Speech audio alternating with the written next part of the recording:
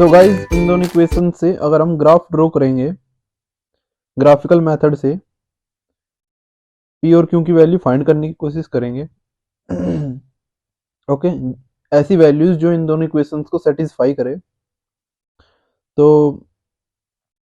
इस इक्वेशन का graph definitely एक सर्कल बनेगा, है ना। और इस इक्वेशन का ग्राफ 10 का ग्राफ बनाना है ना। Okay, so so values put करते हैं। π/2, पाई, 3π/2, 2π, इस तरह से p की वैल्यूज है और y एक्सिस पे आपकी q की वैल्यूज है। ओके, सो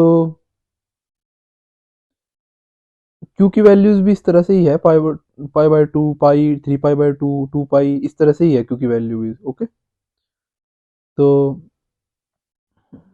अब अगर हम इसका ग्राफ बनाएंगे तो इसका ग्राफ आपका 0 to पाई के बीच में कैसे बनेगा, वो इस तरह से बनना चाहिए आपका कुछ,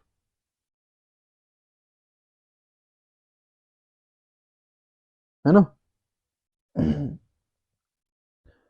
और अगर हम रेडियस समझे कि आपकी जो रेडियस है, ये जो आर है, इसकी वैल्यू कहीं 0 to पाई के बीच में, 0 to पाई/2 के बीच में कहीं हो, है ना। तो कहीं पे भी इसकी वैल्यू हो तो वो सर्कुलर बनाएगी, है ना। ये एक सर्कुलर सर्कुलर एक क्वाड्रेंट बनाएगी सर्कल का 1/4, है ना। जो कि ये दोनों ग्राफ एक पॉइंट पे इंटरसेक्ट होंगे, है ना। ये आपका किसका बना, P10P इक्वल्स टू Q का, है ना। और ये वाला आपका किसका बना, P² + Q² equals to R² का। ओके, और ये दोनों इस पॉइंट पे इंटरसेक्ट हुए। तो ये पॉइंट आपका क्या है, ये पॉइंट आपकी P और Q की ऐसी वैल्यूज देगा। अगर आप यहाँ से परपेंडिकुलर डालोगे तो P की वो वैल्यू, और Q यहाँ से परपेंडिकुलर डालोगे तो Q की ये वैल्यू। ये दोनों वैल्यूज आपकी क्या है, इन दोनों इक्वेशंस को सेटिस्फाई करेगी। तो ये सॉल्यूशन है P और Q की ये वैल्यू। ओके, तो आफ्टर दैट आपका π/2 टू पाई के बीच में तो नेगेटिव वैल्यू रहेगी, है ना। तो उसके बाद आपकी पॉजिटिव वैल्यू फिर से आएगी पाई के बाद से, है ना। आफ्टर दैट यहां से वैल्यू आएगी।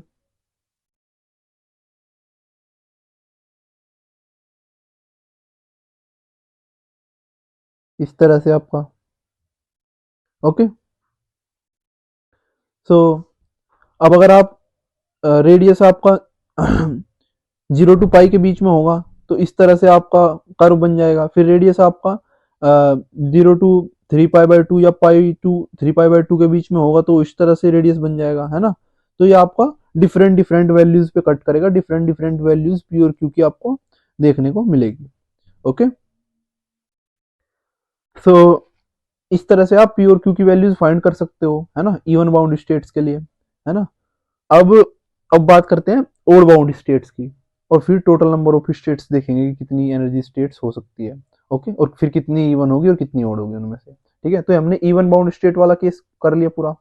ओके, आफ्टर दैट हम देखते हैं ओड बाउंड स्टेट का केस। ओड बाउंड स्टेट, तो ओड बाउंड स्टेट के लिए आपका क्या है, psi1 तो आपका सेम ही होगा, जो कि आपका क्या था, AE∝x, है ना। और psi2 जो हमने लिया था, हमने कोस वाला पार्ट लिया था, तो अब की बारी क्या है, साइन वाला पार्ट लेंगे, d sin βx। ओके, और psi3 आपका क्या था, psi3 था आपका e minus alpha x. Okay, so ये आपके वे फंक्शन हो जाएंगे। ओनली आपका psi2 चेंज हुआ, जिसमें ओड के लिए हमने ओड फंक्शन ले लिया, है ना। ओड बाउंड स्टेट निकालने के लिए क्या लिया, ओड फंक्शन लिया। सो ये आपके तीनों रीजन्स के लिए वेव फंक्शन हो गए। सो अगर हम तो बाउंड्री कंडीशंस लगाएंगे, तो बाउंड्री कंडीशंस क्या है आपकी, कि psi one of X equals to psi two of X at X equals to minus L by two. Okay, और जरूरी नहीं कि आप यही बाउंड्री कंडीशन लगाओ, आप ये भी लगा सकते हो कि psi two of X equals to psi three of X at X equals to L by two. ठीक है, ये जो एल बाय टू और माइनस एल बाय टू पे फर्स्ट रीजन और सेकंड रीजन की बाउंड्रीज जो है जहाँ पे मिलती है वहाँ पे उनकी वैल्यूज सेम होंगी, है ना। देखो यहाँ पे जो है ये जो बाउंड्रीज है इन पे वैल्यूज आपकी इक्वल आएगी। मैं आपको दिखा दे रहा हूँ, देखो ये आपकी जो बाउंड्रीज है, इन बाउंड्रीज पे जो वैल्यू है आपकी, इस रीजन से वैल्यू लो या इस रीजन से वैल्यू लो, इक्वल आनी चाहिए। इस रीजन से वैल्यू लो या इस रीजन से वैल्यू लो, इक्वल आनी चाहिए, क्योंकि वेव फंक्शन आपका क्या होना चाहिए, कंटिन्यूस होना चाहिए। ओके, तो अब हम वैल्यूज पुट कर दे रहे हैं। ठीक है, तो हम ये वाली यूज कर रहे हैं या ये वाली यूज करें, कोई फर्क नहीं पड़ता, किसी से भी आप निकालो वैल्यू आपकी सेम ही आएगी, प्रोसीजर आपको बस सेम फॉलो करना है। ओके, तो अगर हम ये वाली लेके चले तो साई वन में और साई टू में एक्स की value minus L by two put करें तो हमारे पास इक्वेशन आएगी A exponential minus alpha L by two equals to D sine. अब इसमें एक्स की वैल्यू जब minus L by two put करेंगे तो ये साइन माइनस थीटा हो जाएगा।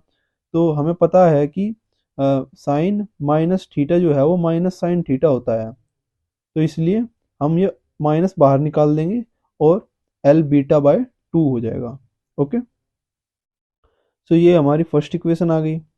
ओके, अब इसी तरह से हम सेकंड बाउंड्री कंडीशन लगाएंगे कि उनका जो डेरिवेटिव है वो भी कंटिन्यूस होना चाहिए बाउंड्रीज पे। तो साई वन का और साई टू का जो डेरिवेटिव है वो भी X equals to minus L by two पे उसकी वैल्यू भी सेम आनी चाहिए। ओके, तो डेरिवेटिव निकालो, तो डेरिवेटिव क्या होगा, e alpha exponential minus alpha x. Okay, equals to होना चाहिए, साइन लिया हुआ तो साइन का डेरिवेटिव कोस होता है, तो कोस बीटा और कोस बीटा एक्स ये आपकी डेरिवेटिव है। अब इन डेरिवेटिव्स की वैल्यू लेनी है at X equals to minus L by two. Okay, दोनों की, इसकी भी X equals to minus L by two पे वैल्यू इक्वल आनी चाहिए। ओके, तो एक्स की वैल्यू रख दो एल्फा एक्सपोनेंशियल माइनस एल्फा, ये माइनस वैल्यू थी प्लस वैल्यू थी तो यहाँ पे प्लस वैल्यू है। ओके, तो minus L by two equals to आपको आना चाहिए डी बीटा, माइनस वैल्यू रखेंगे कोस कोस थीटा पे, आप थीटा को माइनस रखो या प्लस रखो कोई फर्क नहीं पड़ता, वो आपको कोस थीटा ही देगा, है ना। कोस minus theta is cos theta, तो देयरफॉर कोस, यहाँ पे माइनस एल बाय टू रखेंगे तो प्लस एल बाय टू कर दो, कोई प्रॉब्लम नहीं है, क्योंकि माइनस थीटा रखो या प्लस थीटा रखो कोस सेम ही वैल्यू देगा। ओके, तो ये हो गया आपकी सेकंड इक्वेशन। ओके, अब आप हम क्या करेंगे, सेकंड इक्वेशन को फर्स्ट से डिवाइड कर देंगे, सेकंड इक्वेशन को फर्स्ट से डिवाइड कर देंगे। ठीक है, तो जैसे हमने लास्ट टाइम किया था वैसे ही, है ना।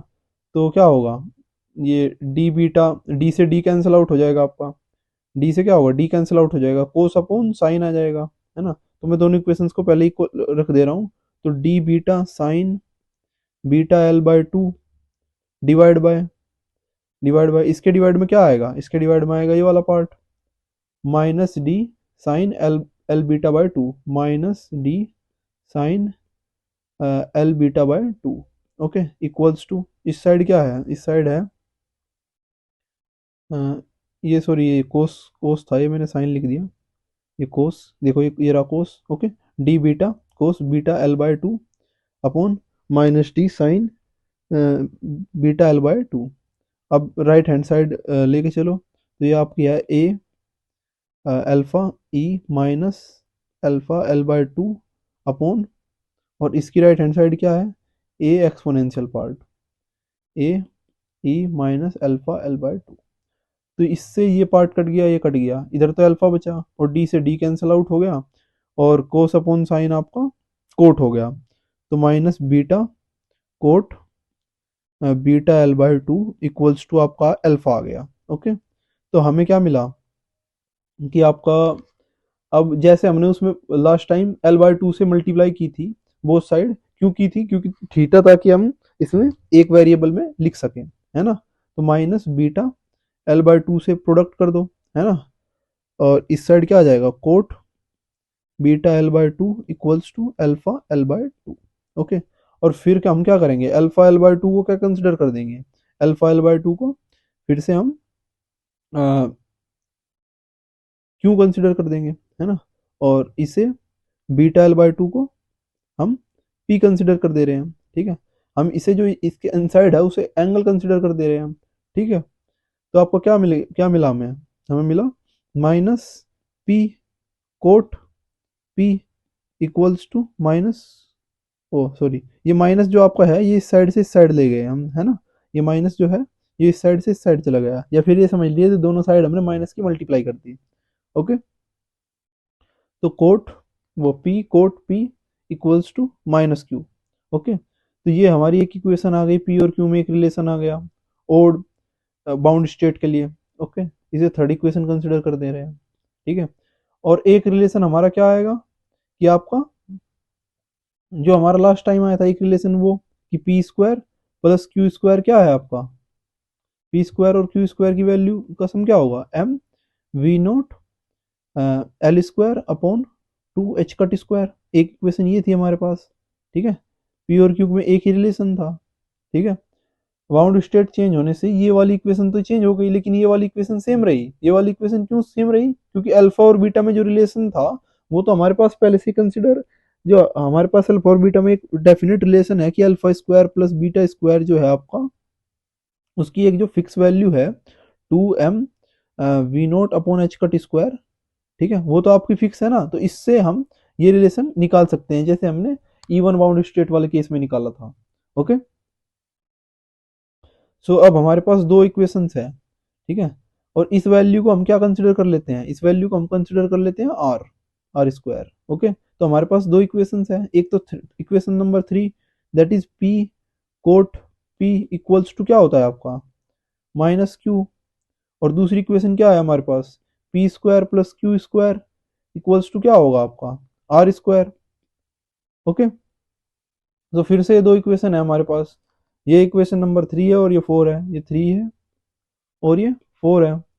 अब फिर से इन इक्वेशंस का अगर हम ग्राफ बनाएंगे तो हमारे पास ग्राफिकली दो इस इक्वेशन का ग्राफ बनाएंगे, इसका ग्राफ बनाएंगे, जहां पे इंटरसेक्ट करेंगे वही पॉइंट्स आपके क्या होंगे, कॉमन पॉइंट्स होंगे जो इन दोनों इक्वेशंस को सेटिस्फाई करते होंगे, है ना, और हमें सॉल्यूशन मिल जाएगा। ओके, सो अगर हम ग्राफ बनाएं तो ग्राफ बनाते हैं, चलिए। सो सेम आपका इस साइड में आपका क्या है पी है, और इस साइड में आपका क्या है क्यू है। ओके, और अगर हम देखें तो आपका रेडियस जो है वो कांस्टेंट वैल्यू है ना, और for a particular P Q, है ना, for a particular P Q, ऐसा नहीं है कि वो सबके लिए कांस्टेंट है ना, और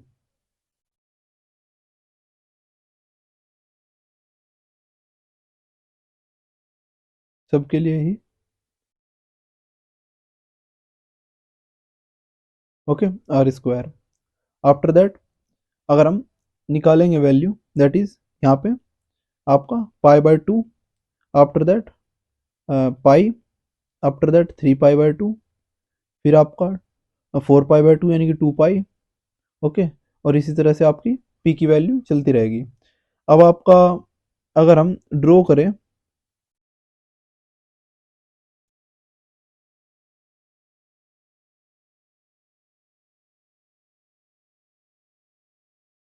क्योंकि टेन और कोट जो है आपका इन्फिनिटी पे वैल्यू पाई बाय 2 पे क्या है, टेन आपका इन्फिनिटी हो जाता है ना, तो इसी तरह से हम देखेंगे। ओके, सो अब अगर हम इसका P square plus Q square equals to R square की इक्वेशन बनाएंगे तो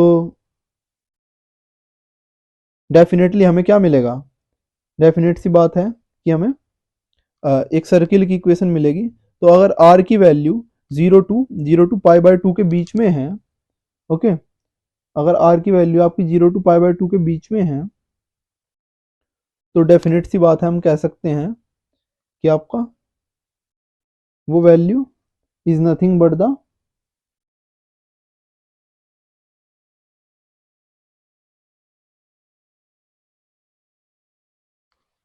एक सर्कल होगी जिसे हम ऐसे ड्रॉ कर सकते हैं, ठीक है। तो इस टाइप का एक सर्कल होगी जिसका रेडियस 0 टू पाई बाय 2 के बीच में होगा, है ना।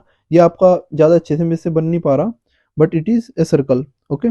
सर्कल का मतलब फोर्थ 1/4 पार्ट है, यानी कि क्वाड्रेंट है ना। इसे कंप्लीटली आप ड्रॉ करोगे तो कोई प्रॉब्लम नहीं है, आप ड्रॉ कर लो, बट ये इसी पार्ट में क्योंकि इंटरसेक्शन हो जाएगा तो इसलिए हम कंप्लीट ड्रॉ नहीं कर रहे हैं, है ना। तो अब अगर हम P cot P minus Q का ग्राफ बनाएंगे तो हम देखेंगे 0 टू पाई बाय 2 के बीच में उसका ग्राफ नहीं आता, उसका ग्राफ में कोई इंटरसेक्शन नहीं होगा। उसका ग्राफ क्या है, पाई बाय 2 टू पाई के बीच में बनेगा, ठीक है। क्योंकि उससे पहले उसकी वैल्यू जो है वो नेगेटिव हाफ में रहती है, तो नेगेटिव में वैल्यू उसकी रहेगी और पी और क्यू की कोई भी पॉजिटिव वैल्यू नहीं होगी, ओके। लेकिन हमें पी और क्यू की क्या है, पॉजिटिव वैल्यूज चाहिए। इससे पहले क्या है, ये नेगेटिव में ग्राफ बनेगा इसका, और नेगेटिव में हमें वैल्यूज नहीं चाहिए, इसलिए हम उस साइड पे ड्रॉ नहीं कर रहे हैं, ठीक है। सो अब आप देख रहे हैं कि इसका ग्राफ क्या है, पाई बाय 2 से पाई तक ड्रॉ हो रहा है, ठीक है।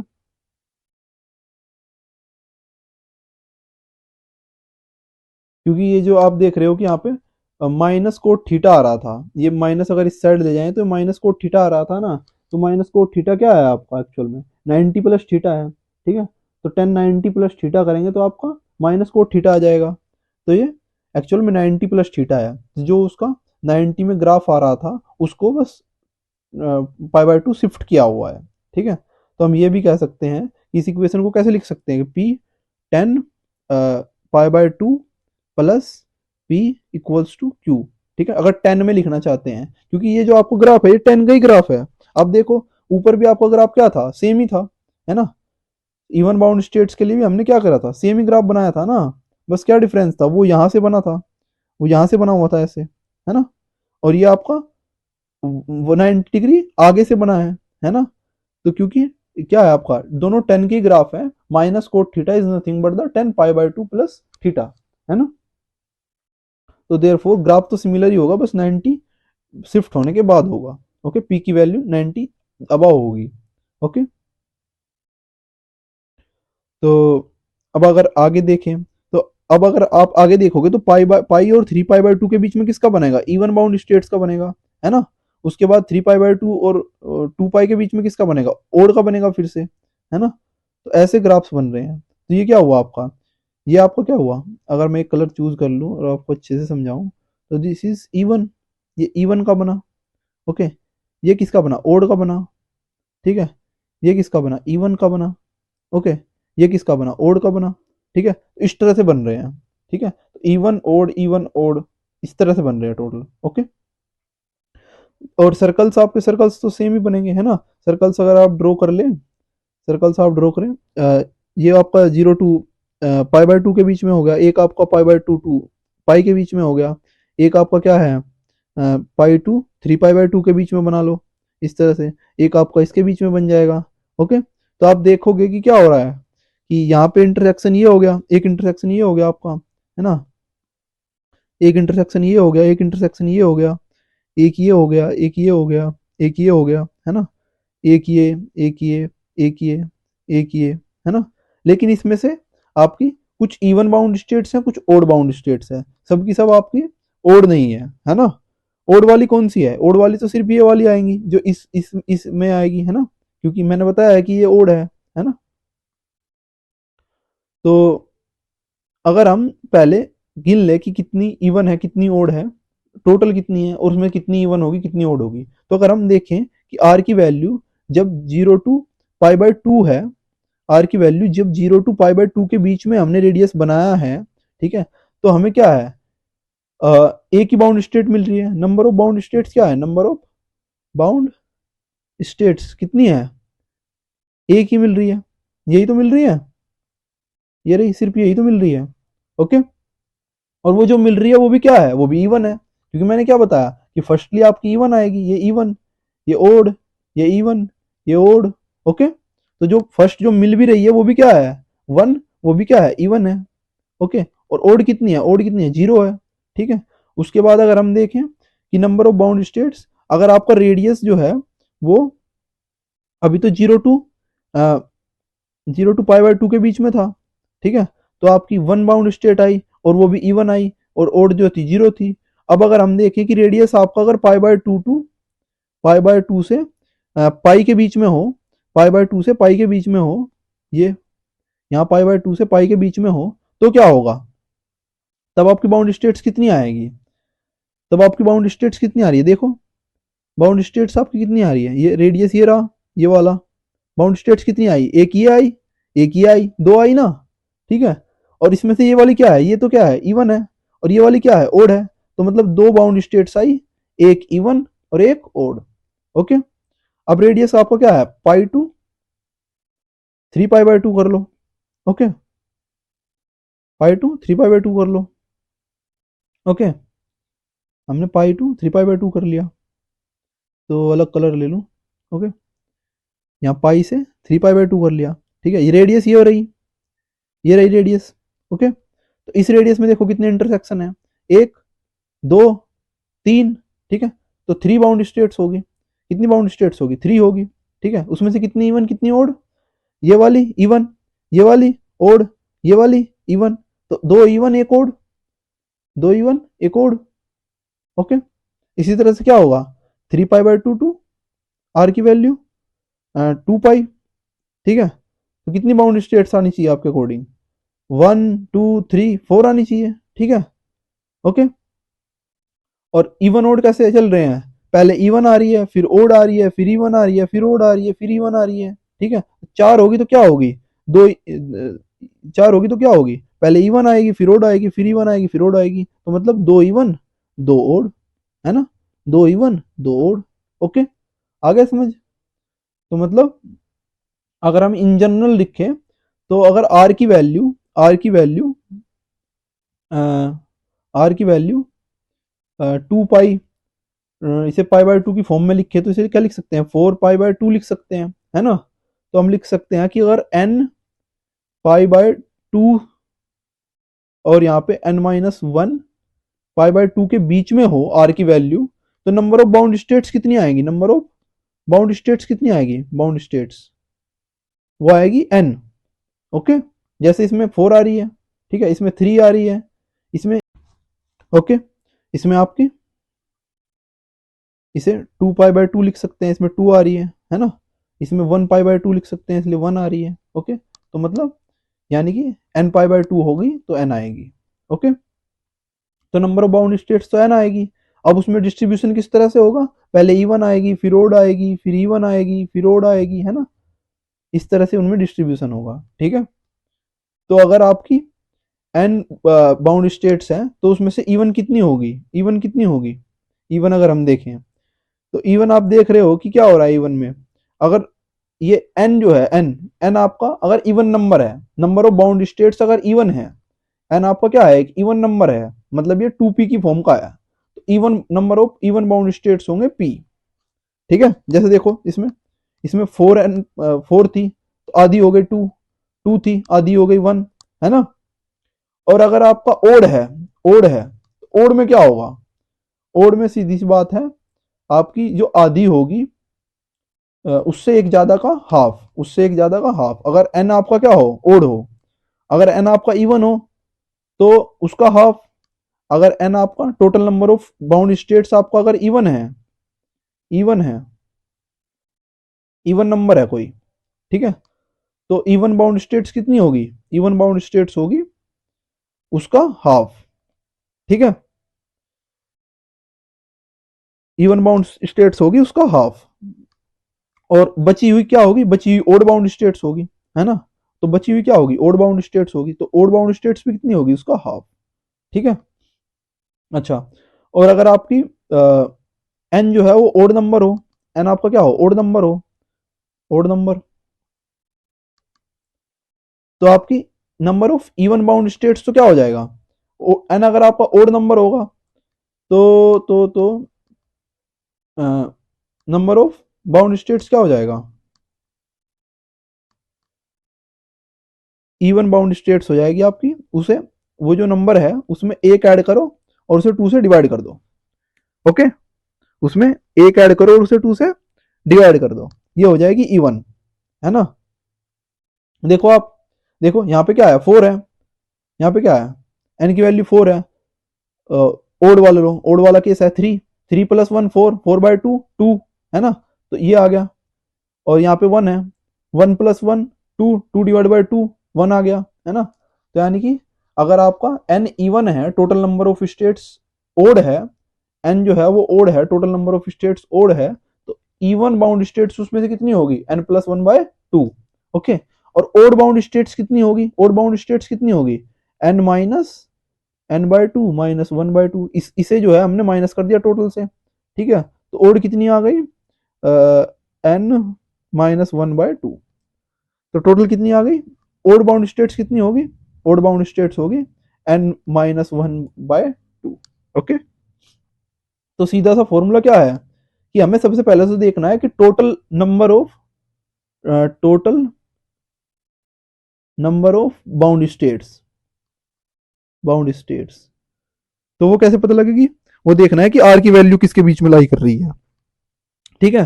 तो अगर आर की वैल्यू n-1 π/2 टू n π/2 के बीच में लाई कर रही, ठीक है, अगर आर की वैल्यू इनके बीच में लाई कर रही है तो total number of bound states कितनी हो जाएगी, n हो जाएगी, ठीक है। n is the total number of bound states. अब उसमें से फिर देखना है कि n इवन है या n ओड है। तो अगर आपका n इवन है तो आपका दोनों हाफ हाफ हो जाएंगे, और अगर n आपका ओड है तो इवन बाउंड स्टेट्स के लिए ये फॉर्मूला और ओड बाउंड स्टेट्स के लिए ये फॉर्मूला। ओके, तो इस तरह से होगा। और आर की वैल्यू कैसे चेक करेंगे, आर की वैल्यू के लिए क्या फॉर्मूला है, आर स्क्वायर का अलग फॉर्मूला है, जो आर स्क्वायर का फॉर्मूला बताया था, पोटेंशियल आपको गिवन होगी, उससे आप आर स्क्वायर की वैल्यू निकाल लोगे। आर स्क्वायर का फॉर्मूला क्या,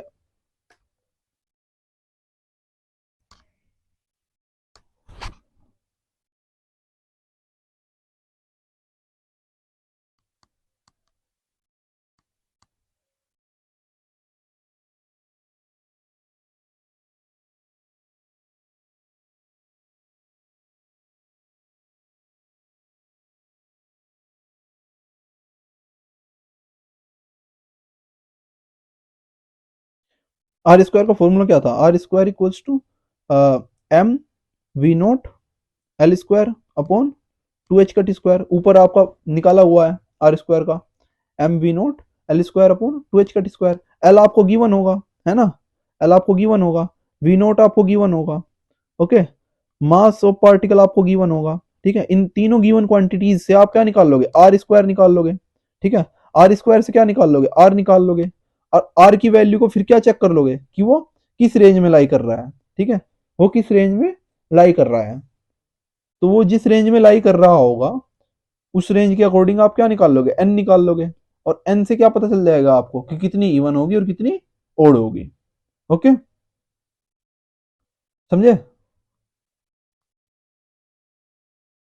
तो ये है तरीका आपका बाउंड स्टेट्स पता करने का।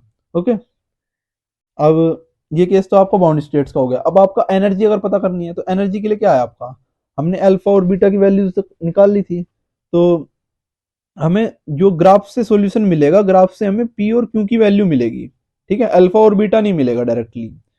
तो और एनर्जी का जो रिलेशन था वो आपका किससे था, वो आपका डेफिनेट सी बात है कि आपका अल्फा और बीटा से था, ठीक है। तो हमें एनर्जी चाहिए अगर, तो आपका बीटा स्क्वायर क्या था, बीटा स्क्वायर इज 2m/h का t स्क्वायर, ये था बीटा, है ना। तो डेफिनेट सी बात है आपकी कि अगर आपका बीटा ये था, ओके, तो बीटा को अगर हम l/2 से मल्टीप्लाई कर दे तो p आ जाएगा। तो इट मीन्स अगर बीटा स्क्वायर को l² 4 से मल्टीप्लाई कर दे तो p² आ जाएगा। It means beta square square कर दो दोनों साइड, तो l²/4 इक्वल्स टू p² आ जाएगा, ठीक है। तो ये बीटा स्क्वायर तो हमारे पास है ही, तो इसकी l²/4 से मल्टीप्लाई कर लो तो आपको p² आ जाएगा। तो इस साइड क्या आ गया, बीटा स्क्वायर इंटू l²/4, इस साइड क्या आ गया, 2m/e l²/4 ठीक है। तो इससे 2 बार कैंसिल आउट हो गया, और ये वैल्यू क्या बन गई आपकी, ये वैल्यू बन गई p²। तो यहाँ पे लिख दो p² equals to m/e l²/2h का t स्क्वायर। ओके, तो अगर एनर्जी की वैल्यू निकालनी है तो क्या हो जाएगा, ये इधर प्रोडक्ट में आ जाएगा, तो 2 H cut square P square upon M L square. तो ये आ गई आपकी एनर्जी की वैल्यू, ठीक है। तो ये आपकी एनर्जी की वैल्यू आ गई in terms of P, okay. और ये फॉर्मूला आपका दोनों के लिए सेम है, इवन हो या ओड हो, बस फर्क इतना होगा कि इवन के लिए आपकी पी की वैल्यू डिफरेंट आएगी, ओड के लिए आपकी पी की वैल्यू डिफरेंट आएगी, ठीक है। तो जो वैल्यू है पी की उसके अकॉर्डिंग आप पी की वैल्यू पुट करो, आपकी एनर्जी आ जाएगी, ठीक है। तो एनर्जी निकालने के लिए पी निकालना जरूरी है। और पी आपका कहाँ से आएगा? पी आएगा आपका ग्राफ से, ओके। वो जो मैंने ग्राफ्स में जो इंटरसेक्शन पॉइंट्स थे, ये जो इंटरसेक्शन पॉइंट्स है ये इनके कोरस्पॉन्डिंग जो ये हम यहाँ परपेंडिकुलर डालेंगे, ये परपेंडिकुलर आपका पी की वैल्यू देगा और ये वाला आपका क्यू की वैल्यू देगा, ठीक है। आपको जो वैल्यू चाहिए आप वो यूज कर सकते हैं, ओके। सो